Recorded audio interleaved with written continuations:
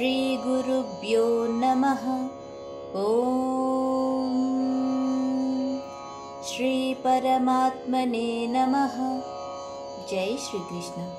నిరాశీర్యత చిత్తాత్మా త్యక్త సర్వ పరిగ్రహః శారీరం కేవలం కర్మ కుర్వన్నాప్నోతి కిల్బిషం. 21వ శ్లోకం యొక్క భావాన్ని పరిశీలించినట్లయితే, ఆశారహితుడై ఉండి ఏది నాది అన్న భావన లేకుండా మనస్సు ఇంకా ఇంద్రియములు పూర్తి నియంత్రణలో ఉంచుకున్న వానికి శరీరంతో కర్మలు చేస్తూనే ఉన్నా కూడా ఏ పాపము అంటదు అర్జున. యదృచ్ఛాలాభ సంతుష్టో ద్వంద్వాతీతో విమత్సరః సమసిద్ధావసిద్ధౌ చ కృత్వాపి న నిబధ్యతే. 22వ శ్లోకం యొక్క భావాన్ని పరిశీలించినట్లయితే, అప్రయత్నంగానే లభించిన దానితో సంతృప్తి చెంది అసూయ రహితులై వారు జీవన ద్వంద్వములకు అంటే సుఖము దుఃఖము, లాభము నష్టము వంటి వాటికి అతీతులై ఉంటారు అర్జున. అన్ని విధముల పనులు చేస్తూనే ఉన్నా గెలుపు ఓటములలో సమత్వ బుద్ధితో ఉండి వారు తమ కర్మలచే బంధింపబడి ఉండరు. గత సంగస్య ముక్తస్య జ్ఞానావస్థిత చేతసః యజ్ఞాయాచరతః కర్మ సమగ్రం ప్రవిలీయతే.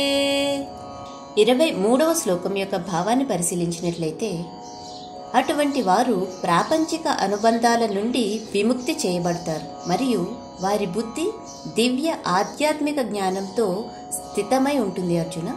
వారు చేసే ప్రతి పని ఒక యజ్ఞంగా ఉంటుంది కాబట్టి వారు అన్ని రకాల కర్మ ప్రతిచర్యల నుండి విముక్తి చేయబడతారు అర్జున. బ్రహ్మార్పణం బ్రహ్మహవిర్ బ్రహ్మాగ్నౌ బ్రహ్మణాహుతం బ్రహ్మైవ తేన గంతవ్యం బ్రహ్మకర్మ సమాధినా. 24వ శ్లోకం యొక్క భావాన్ని పరిశీలించినట్లయితే, సంపూర్ణ భగవద్ధ్యాసలోనే నిమగ్నమైన వారికి హోమద్రవ్యము బ్రహ్మమే, దానిని యజ్ఞంలో సమర్పించడానికి ఉపయోగించే శ్రువము బ్రహ్మమే, యజ్ఞకర్మ బ్రహ్మమే, యజ్ఞాగ్ని కూడా బ్రహ్మమే. ప్రతి దాన్ని కూడా ఆ విధంగా భగవంతునిగా చూసేవారు భగవంతుడిని సునాయాసంగా పొందుతారు అర్జున. దైవమేవాపరే యజ్ఞం యోగినః పర్యుపాసతే బ్రహ్మాజ్ఞావపరే యజ్ఞం యజ్ఞేనైవోపజుహ్వతి. 25వ శ్లోకం యొక్క భావాన్ని పరిశీలించినట్లయితే, కొంతమంది యోగులు భౌతికమైన వస్తువులను సమర్పిస్తూ దేవతలను పూజిస్తారు. మరికొంతమంది పరమసత్యమనే అగ్నిలో తమ ఆత్మనే సమర్పిస్తూ సంపూర్ణంగా ఆరాధిస్తారు అర్జున. శ్రోత్రాదీనేంద్రియాణ్యన్యే సంయమాగ్నిషు జుహ్వతి శబ్దాదీన్ విషయానన్యే ఇంద్రియాగ్నిషు జుహ్వతి. 26వ శ్లోకం యొక్క భావాన్ని పరిశీలించినట్లయితే, మరికొందరు శ్రవణము మరియు ఇతర ఇంద్రియములను ఇంద్రియ నిగ్రహణ అనే యజ్ఞాగ్నిలో సమర్పిస్తారు. మరికొందరు శబ్దాబ్ది ఇతర ఇంద్రియ విషయములను ఇంద్రియాగ్నిలో ఆహుతిగా సమర్పిస్తారు అర్జున. సర్వాణీంద్రియ కర్మాణి ప్రాణకర్మాణి చాపరే ఆత్మ సంయమ యోగాగ్నౌ జుహ్వతి జ్ఞానదీపితే. 27వ శ్లోకం యొక్క భావాన్ని పరిశీలించినట్లయితే, కొందరు జ్ఞానముచే ప్రేరణ పొంది తమ ఇంద్రియ క్రియాకలాపాలన్నిటినీ మరియు తమ ప్రాణశక్తిని కూడా నిగ్రహించిన మనస్సు యొక్క అగ్నిలో సమర్పిస్తారు అర్జున.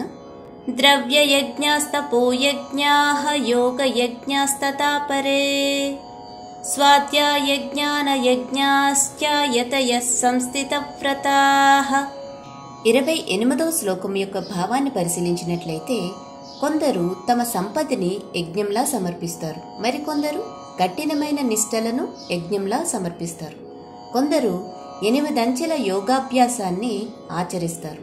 మరికొందరు కఠినమైన నిష్టలను ఆచరిస్తూ వేద శాస్త్రాలను చదువుతూ జ్ఞానాన్ని పెంచుకోవటమే యజ్ఞంలాగా చేస్తారు అర్జున.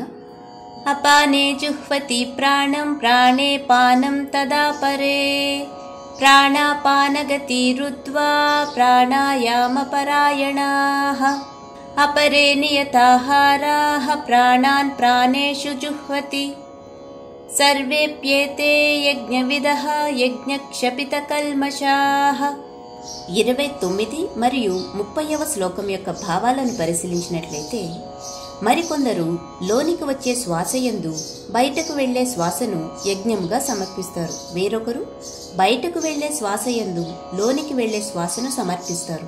కొందరు ప్రాణశక్తి నియంత్రణలో నిమగ్నమై ప్రాణాయామాన్ని నిష్ఠతో అభ్యాసం చేస్తూ లోనికి వచ్చే బయటకు వెళ్లే శ్వాసల నియంత్రణ చేస్తూ ఉంటారు. ఇంకా మరికొందరు ఆహారాన్ని తగ్గించి శ్వాసను ప్రాణశక్తిలో యజ్ఞంగా సమర్పిస్తారు. యజ్ఞం తెలిసిన వారంతా ఇటువంటి ప్రక్రియల ద్వారా తమ తమ మలినముల నుండి శుద్ధి చేయబడతారు. అర్జున, వీడియో కనుక మీకు నచ్చినట్లయితే ఒక లైక్ చేయండి. Thank you.